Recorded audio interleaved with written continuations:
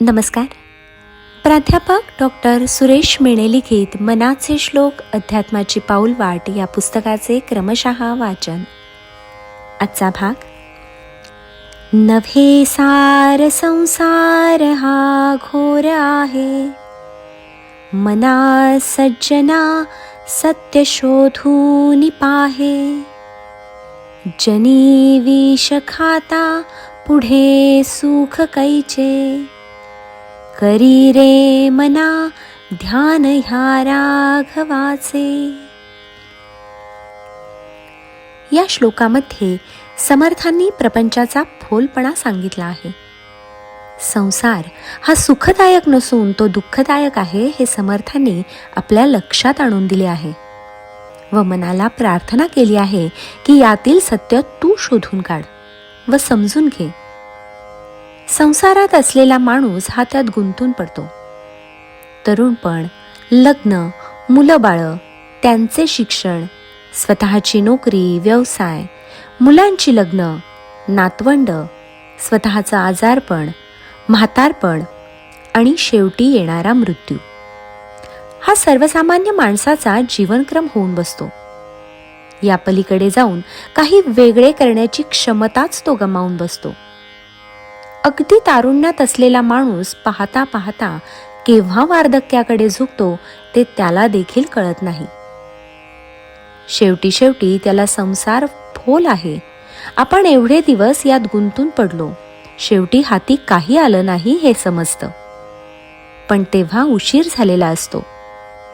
आयुष्यातला 3/4 काळ निघून गेलेला असतो आणि मग सारी गात्र थकल्यानंतर प्रभूच्या नामस्मरणाकडे वळूनही फारसा उपयोग होत नाही. पाहता पाहता जीवनकाळ संपतो आणि एक दिवस मनुष्य मृत्यूला सामोरा जातो, परंतु रिकाम्या हाताने. प्रापंचिक माणूस भौतिक सुखाच्या मागे आयुष्यभर धावतो आणि शेवटी त्याच्या लक्षात येते की ही सारी सुख क्षणिक होती. संसार हा फक्त वरवरचा सुखकारक वाटत असला तरी खरं म्हणजे तो दुःखाचे मूळ आहे. समर्थ आपल्याला हेच सत्य शोधून काढायला सांगतात. माणसाला दुसऱ्याने कितीही सांगितले, शिकवले तरी स्वतः अनुभव घेतल्याशिवाय त्याला ते पटत नाही. म्हणूनच समर्थ मनाला उपदेश करतात की तू सत्य शोधून पहा, खात्री करून घे. मी म्हणतो म्हणून नाही, तर इतरांच्या किंवा स्वतःच्या उदाहरणावरून तरी काही शिक, काही बोध घेण्याचा प्रयत्न कर.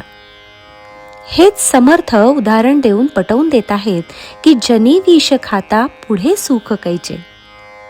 एखाद्याने विष खाल्ले तर त्याला सुख कसे मिळणार? तो वेदनांनी तडफडणार, त्याचा जीव तळमळणार. त्याला त्या विषप्राशनातून सुख मिळणे कधीतरी शक्य आहे का? तद्वतच प्रपंचात गुंतून पडलेल्या माणसाला, भौतिक सुखाच्या मागे धावणाऱ्या माणसाला कधीतरी आनंद मिळणे शक्य आहे का? हेच समर्थांना सांगायचे आहे. म्हणून प्रत्येकाने प्रपंचाचे फोलपण समजून घेऊन नेमके सत्य काय आहे हे शोधून काढले पाहिजे व त्यासाठी समर्थांनी मार्गही सुचवला आहे. करी रे मना ध्यान या राघवाचे. सतत भगवंताचे ध्यान करणे, त्याचेच चिंतन करणे हेच महत्त्वाचे आहे. कारण या भवसागरातून फक्त तोच आपल्याला तारू शकतो. प्रपंचाचे खरे स्वरूप काय आहे व आपण त्यात कसे गुंतून पडतो व आपला वेळ त्यातच कसा खर्ची पडतो हे भक्ताने स्वतः अभ्यास करून समजून घेतले पाहिजे.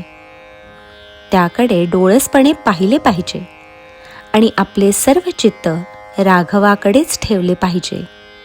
हे समर्थांनी आपल्याला समजावून सांगितले आहे. जय जय रघुवीर समर्थ.